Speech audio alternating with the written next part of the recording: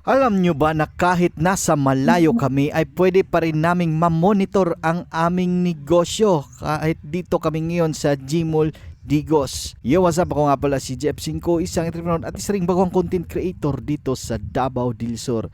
At ngayong araw na to ay nandito tayo ngayon sa Gmall Digos sapagkat ay bibili tayo ng aming pang-monitor sa ating salon business. Guys, papakita ko sa inyo kung ano yung ginagamit namin para ma-monitor namin kahit malayo. Ito siya guys, nasa plastic pa. Mamaya-maya na lang kasi baka malaglag, mahaba pa naman yung sa baba. Ayan o. Hi ka muna.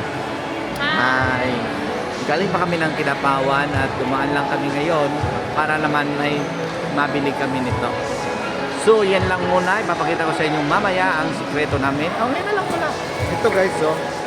Ito ang Tapo Camera app. Ito yung ginagamit namin para ma-monitor namin live ang aming mga negosyo. Kahit sa Digos o sa Kinapawan o kahit sa bahay namin, nakikita namin kung ano ang mga nangyayari doon. May memory card din kaming ginagamit para naman ma-review natin. At dalawa nga yung binili namin ngayon.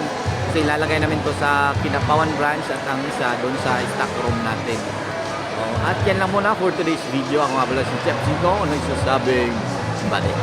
Bye-bye!